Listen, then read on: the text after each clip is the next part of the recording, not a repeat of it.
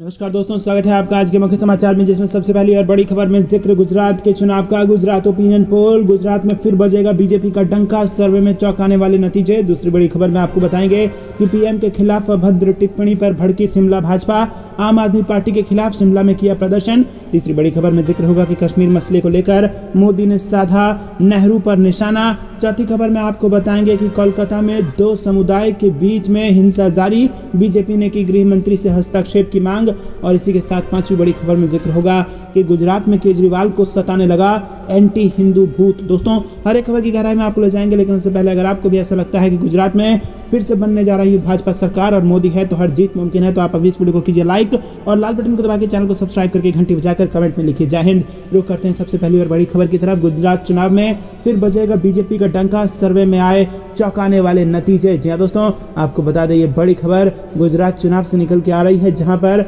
भाजपा फिर से सरकार बनाने जा रही है। आपको बता दें गुजरात में इस साल होने वाले विधानसभा चुनाव में बीजेपी प्रचंड जीत की ओर आगे बढ़ रही है। एबीपी न्यूज सी वोटर के सर्वे की माने तो गुजरात में एक बार फिर बीजेपी की सरकार बनने जा रही है, और इस सर्वे के मुताबिक गुजरात के लोगों में पीएम मोदी का जादू सिर चढ़कर बोल रहा है। ऐसे में एबीपी न्यूज और सी वोटर ने गुजरात की जातियों का चुनावी मूड जानने की कोशिश की, और जातियों के सर्वे में भी बीजेपी का क्रेज देखने को मिला। इस सर्वे के मुताबिक लेउआ पटेल की पहली पसंद बीजेपी है।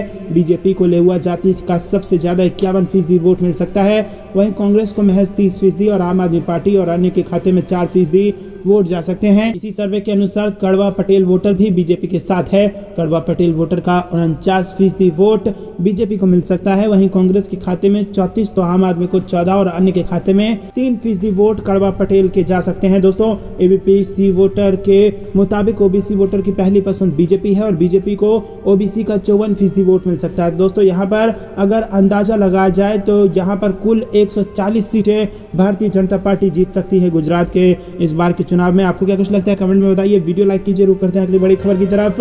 पीएम के खिलाफ अभद्र टिप्पणी पर भड़की शिमला भाजपा, आम आदमी पार्टी के खिलाफ शिमला में किया प्रदर्शन। जी हाँ दोस्तों, गुजरात के आम आदमी पार्टी अध्यक्ष द्वारा प्रधानमंत्री के खिलाफ की गई अभद्र टिप्पणी को लेकर बवाल मच गया है। भाजपा ने आम आदमी पार्टी के खिलाफ शिमला में प्रदर्शन कर प्रधानमंत्री से माफी मांगने की बात कही।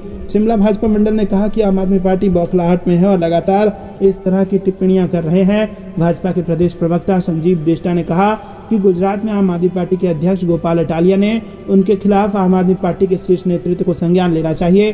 भाजपा प्रधानमंत्री के खिलाफ इस तरह की टिप्पणियों को बर्दाश्त नहीं करेगी।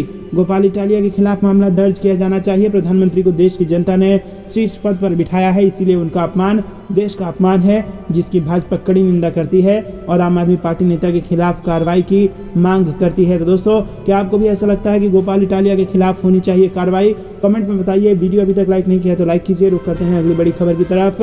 कश्मीर मसले को लेकर पीएम मोदी ने साधा नेहरू पर निशाना। जी हाँ दोस्तों, आपको बता दें कि प्रधानमंत्री नरेंद्र मोदी ने सोमवार को पूर्व प्रधानमंत्री जवाहरलाल नेहरू का नाम लिए बगैर कहा कि आज़ादी के बाद सरदार वल्लभ भाई पटेल ने तत्कालीन रियासतों के विलय के सभी मुद्दे को हल कर दिया था, लेकिन कश्मीर का जिम्मा एक अन्य व्यक्ति के पास था और इसीलिए वो अनसुलझा ही रह गया। इस साल के अंत में होने वाले गुजरात विधानसभा चुनाव से पहले यहां आयोजित एक रैली को संबोधित करते हुए पीएम मोदी ने कहा कि वो लंबित कश्मीर समस्या का हल करने में इसलिए सक्षम हुए क्योंकि वो सरदार पटेल के नक्शे कदम पर चलते हैं।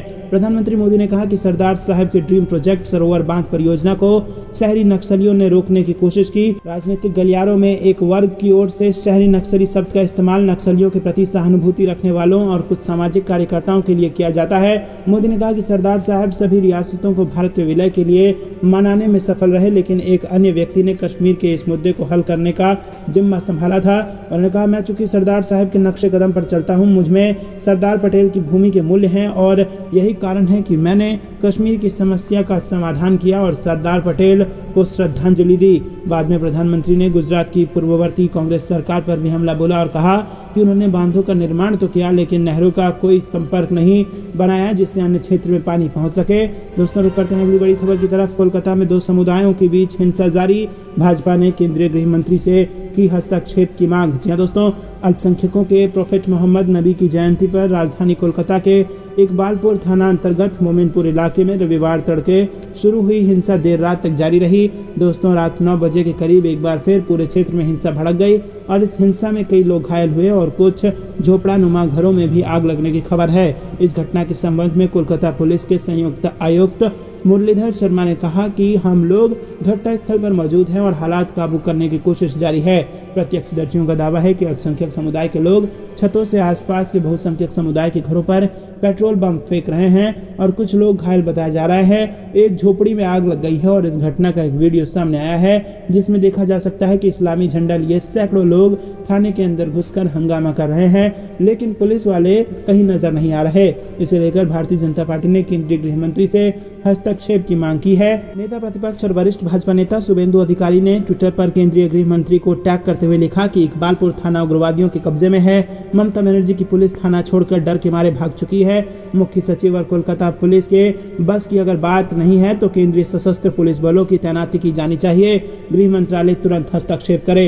रुक करते हैं अगली बड़ी खबर की तरफ। गुजरात में केजरीवाल को सताने लगा एंटी हिंदू भूत। जी हाँ दोस्तों, दिल्ली के सीएम केजरीवाल के दौरे से पहले मंत्री राजेंद्र पाल गौतम का धर्मांतरण कराने का विवाद गुजरात पहुंच गया है। उन्होंने कहा कि मैं हिंदू को पागलपन मानता हूं, मैं ब्रह्मा विष्णु महेश राम कृष्ण को भगवान नहीं मानता हूं। इसी तरह की शपथ वाले सैकड़ों पोस्टर आम आदमी पार्टी के संयोजक अरविंद केजरीवाल की तस्वीरों के साथ गुजरात के कई हिस्सों में लग गए हैं। और इतना ही नहीं, इन तस्वीरों में दिल्ली के सीएम अरविंद केजरीवाल को इस्लामिक वेशभूषा में दिखाया गया है। हालांकि आम आदमी पार्टी के कार्यकर्ताओं ने रैली स्थल के आसपास लगे पोस्टर को हटाने की कोशिश की है, लेकिन इन पोस्टरों को जितनी सुर्खियां बटोरनी थी वो उसे मिल चुकी है और चुनावी राज्य गुजरात में ना चाहते हुए भी केजरीवाल और आम आदमी पार्टी बैकफुट पर नजर आने लगी है। आसान शब्दों में कहें तो अरविंद केजरीवाल को गुजरात में एंटी हिंदू का भूत सताने लगा है। रुख करते हैं अगली बड़ी खबर की तरफ। मुलायम सिंह यादव के निधन पर उत्तर प्रदेश में 3 दिन का राजकीय शोक घोषित। सीएम योगी ने अखिलेश यादव से की बात। यह दोस्तों, समाजवादी पार्टी के संरक्षक और उत्तर प्रदेश के पूर्व मुख्यमंत्री मुलायम सिंह यादव मेदांता में उन्होंने अस्पताल में निधन उनका हो गया और उनका लंबे समय से उपचार चल रहा था। उनके निधन पर पूरे देश में शोक की लहर फैल गई है और उनके निधन पर पीएम मोदी के बाद मुख्यमंत्री योगी आदित्यनाथ ने भी दुख जताया और राज्य में 3 दिन के शोक का ऐलान कर दिया। मुलायम सिंह यादव के निधन पर राज्य के मुख्यमंत्री योगी आदित्यनाथ ने भी ट्वीट के माध्यम से दुख जताया और लिखा कि उत्तर प्रदेश के पूर्व मुख्यमंत्री श्री मुलायम सिंह यादव जी का निधन अत्यंत दुखदायी है। उनके निधन से समाजवाद के एक प्रमुख स्तंभ एवं एक संघर्षशील युग का अंत हुआ है। ईश्वर से दिवंगत आत्मा की शांति की कामना व शोकाकुल परिवार एवं समर्थकों के प्रति संवेदना व्यक्त करता हूं। रुक करते हैं अगली बड़ी खबर की तरफ। किसानों की बल्ले बल्ले, अब आमदनी होगी दोगुनी। अमित शाह ने कर दिया ये बड़ा ऐलान। जी दोस्तों, देश भर में किसानों की आमदनी बढ़ने के लिए सरकार की ओर से कई खास प्रयास किए जा रहे हैं। पीएम किसान सम्मान निधि के तहत सरकार किसानों को आर्थिक सहायता दे रही है, लेकिन अब सरकार ने किसानों को सीधा फायदा देने के लिए एक और खास योजना बनाई है। देश की सबसे बड़ी दूध विक्रेता कंपनी अमूल के साथ मिलकर खास प्लान बना रही है। अभी तक अमूल के दूध का इस्तेमाल भारत में किया जा रहा है, लेकिन अब इसका स्वाद दूसरे देश के नागरिक भी ले सकेंगे। सरकार की ओर से डेयरी प्रोडक्ट्स को बढ़ावा देने के लिए सरकार खास प्लानिंग कर रही है। केंद्रीय सहकारी मंत्री अमित शाह ने एक कार्यक्रम में कहा कि अमूल के साथ 5 अन्य सहकारी समितियों का भी मर्जर किया जाएगा, जिससे एक बड़ी मल्टी स्टेट कोऑपरेटिव सोसाइटी का गठन होगा और इसके मर्जर का प्रोसेस भी शुरू हो गया है। सरकार को उम्मीद है कि इसके रिजल्ट जल्द ही हम सभी के सामने होंगे। पीएम मोदी का प्लान है कि डिजिटल खेती के जरिए प्राकृतिक प्रोडक्ट्स को बढ़ावा दिया जाएगा और इसका सीधा फायदा किसानों को होगा।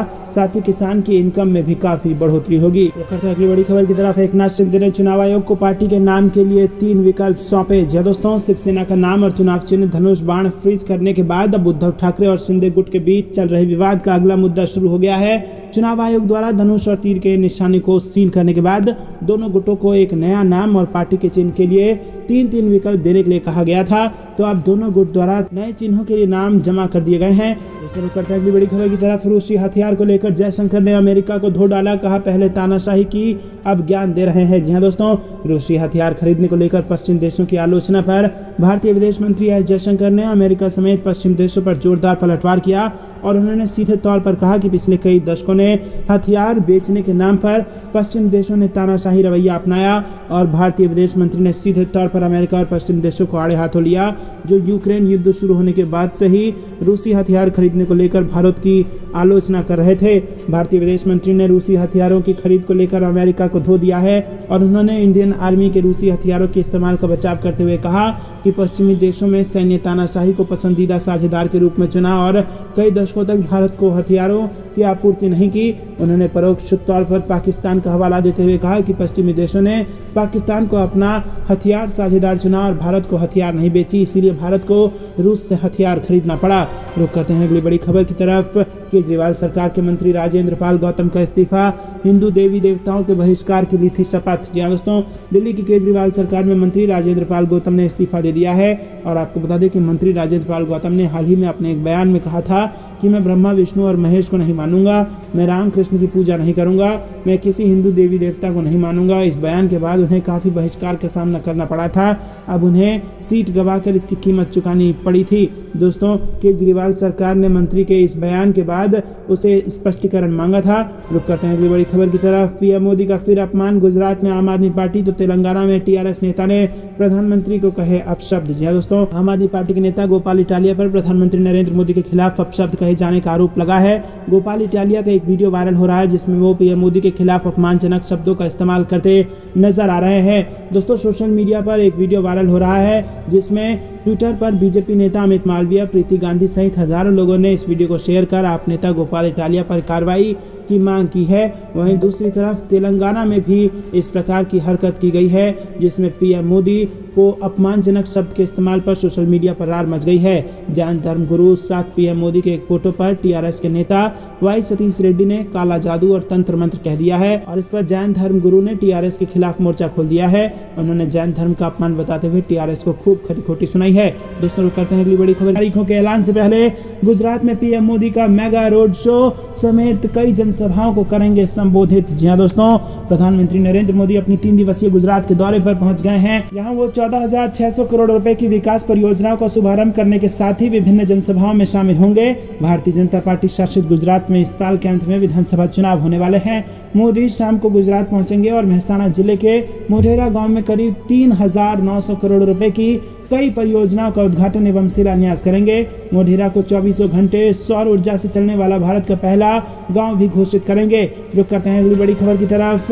कंस के वंशज बयान देकर घिरे केजरीवाल, भाजपा ने कर दिया पलटवार। जी हाँ दोस्तों, भारतीय जनता पार्टी के ओबीसी मोर्चा ने रविवार को दिल्ली के मुख्यमंत्री अरविंद केजरीवाल पर गुजरात में यादव समुदाय का अपमान करने का आरोप लगाया। मोर्चे के राष्ट्रीय महासचिव और भाजपा की बिहार इकाई के प्रवक्ता निखिल आनंद ने आम आदमी पार्टी के प्रमुख से नस्लवादी बयान वापस लेने की भी मांग की।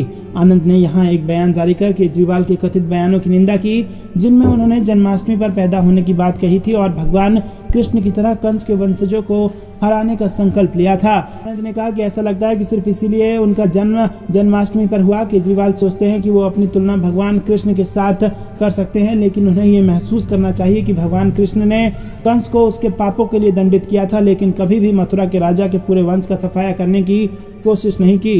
रुक करते हैं अगली बड़ी खबर की तरफ। केजरीवाल ने गुजरात के लोगों को कंस कहा और उनसे वोट भी मांग रहे हैं, उनके जैसा झूठा नहीं देखा, भड़के गुजरात बीजेपी चीफ। जी हाँ दोस्तों, गुजरात में विधानसभा चुनाव की तारीख जैसे जैसे नजदीक आ रही है, राजनीतिक दलों की सक्रियता भी और ज्यादा बढ़ती जा रही है। इस बीच शनिवार को दिल्ली के मुख्यमंत्री अरविंद केजरीवाल ने वडोदरा में एक रैली की जिसमें उन्होंने कहा कि उनका जन्म जन्माष्टमी के दिन हुआ था और भगवान ने कंस के वंशजों को खत्म करने का उन्हें एक विशेष कार्य सौंपा है। उनके इस बयान पर बीजेपी भड़क गई और केजरीवाल पर पलटवार किया है। गुजरात बीजेपी के अध्यक्ष CR पाटिल ने कहा कि केजरीवाल ने गुजरात के लोगों को कंस कहा और उनसे वोट भी मांगा, उनके जैसा झूठा नहीं देखा।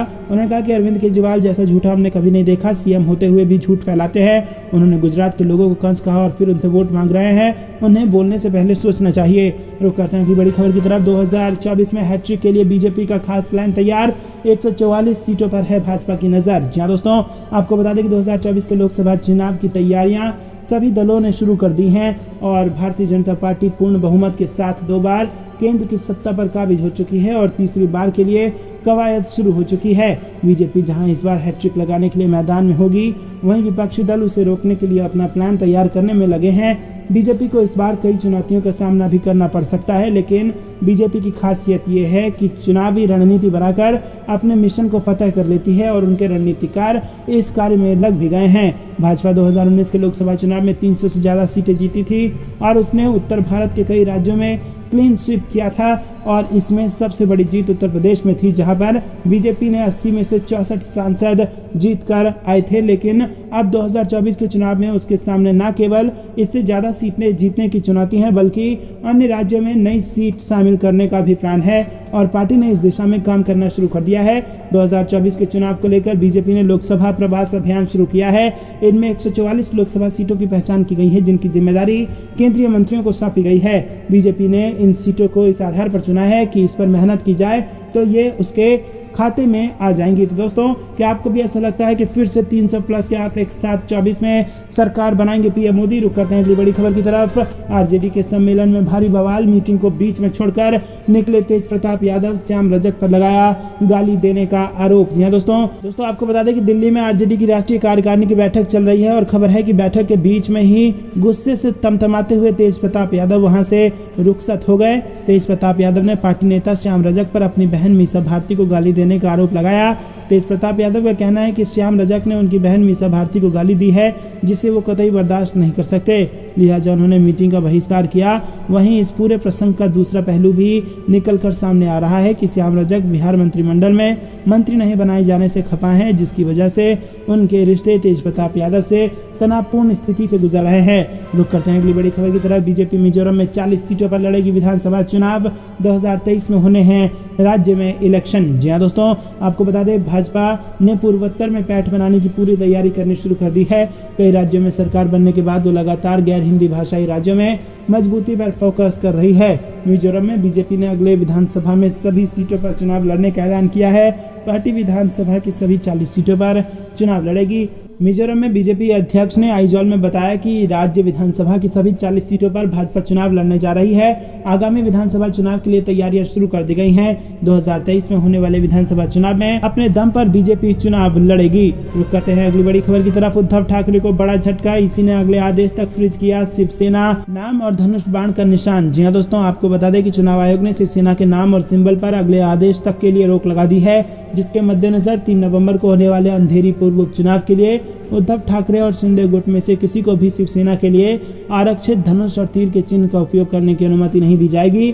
वहीं दोनों गुटों को 10 अक्टूबर दोपहर 1 बजे तक अपने अपने चुनाव चिन्ह चुनाव आयोग में पेश करने होंगे और दोनों पक्ष फ्री सिंबल्स में से अपनी पसंद प्राथमिकता के आधार पर इनमें से चुन सकेंगे। आयोग ने अपने फरमान में दोनों धड़ों को ये छूट जरूर दी है कि दोनों अपने नाम के साथ चाहें तो सेना शब्द इस्तेमाल कर सकते हैं। बहरहाल आयोग ने पास नाम और फ्री सिंबल्स में से 3 विकल्प प्राथमिकता के आधार पर बता नहीं होंगे। रुक करते हैं अगली बड़ी खबर की तरफ। जमीन के बदले नौकरी का मामला, तेजस्वी यादव के निजी सचिव से सीबीआई ने की पूछताछ। चार्जशीट में लालू यादव, राबड़ी देवी का भी नाम शामिल। जी हाँ दोस्तों, सीबीआई ने शनिवार को भूमि के बदले नौकरी घोटाले मामले में बिहार के उप मुख्यमंत्री तेजस्वी यादव के सचिव से पूछताछ की और इसको लेकर न्यूज एजेंसी ने राष्ट्रीय जांच एजेंसी के अधिकारियों के हवाले से बताया कि ये दिल्ली मुख्यालय में पूछताछ की गई है। अधिकारियों ने बताया कि सीबीआई द्वारा आरजेडी प्रमुख लालू यादव, उनकी पत्नी राबड़ी देवी और उनके बेटी मीसा भारती को रेलवे में जमीन के बदले नौकरी देने के मामले में आरोपी बनाए जाने के एक दिन बाद ये पूछताछ हुई है। बता दें कि तेजस्वी यादव के निजी सचिव का नाम संजय यादव है, जिन्हें शनिवार को सीबीआई ने पूछताछ के लिए तलब किया। रुक करते हैं अगली बड़ी खबर की तरफ। 9वीं पास को चपरासी की नौकरी नहीं मिलती, तेजस्वी लालू के बेटे हैं इसीलिए मुख्यमंत्री हैं, पीके का बयान। जी हाँ दोस्तों, चुनावी रणनीतिकार प्रशांत किशोर अपनी जन सुराज पद यात्रा पर हैं और इस दौरान वो गांव-गांव जाकर जमीन से जुड़े लोगों से मुलाकात कर रहे हैं। प्रशांत किशोर ने परिवारवाद की राजनीति पर निशाना साधते हुए कहा कि लालू जी का लड़का 9वीं पास है और वो उप मुख्यमंत्री है। अगर आपका बच्चा 9वीं पास होगा तो क्या उसे चपरासी की भी नौकरी मिलेगी? साथ ही उन्होंने पलायन के मुद्दे को प्रमुखता से उठाते हुए कहा कि 6 महीने से 1 साल के भीतर वैसे सभी युवाओं को बिहार वापस लाने का प्रयास करेंगे जो रोजगार के अभाव में परिवार से दूर रोजी रोटी की तलाश में दिल्ली मुंबई में काम करते हैं। दोस्तों, आपको बता दें कि जन सुराज पदयात्रा के 6ठे दिन शुक्रवार को प्रशांत किशोर पश्चिम चंपारण जिले के जमुनिया से चलकर डुमरावपुर पहुंचे। दोस्तों, रुक करते हैं अगली बड़ी खबर की तरफ। आयोग ने केंद्र को नए सिरे से भेजा प्रस्ताव, कहा एक व्यक्ति एक सीट के आधार पर हो चुनाव। जी हाँ दोस्तों, मुख्य चुनाव आयुक्त राजीव कुमार ने केंद्र सरकार को चुनाव में एक व्यक्ति एक सीट का नियम लागू करने का प्रस्ताव नए सिरे से भेजा है। इसके पहले 2004 में यह प्रस्ताव केंद्र को भेजा जा चुका है, लेकिन ठंडे बस्ते में पड़ा हुआ है।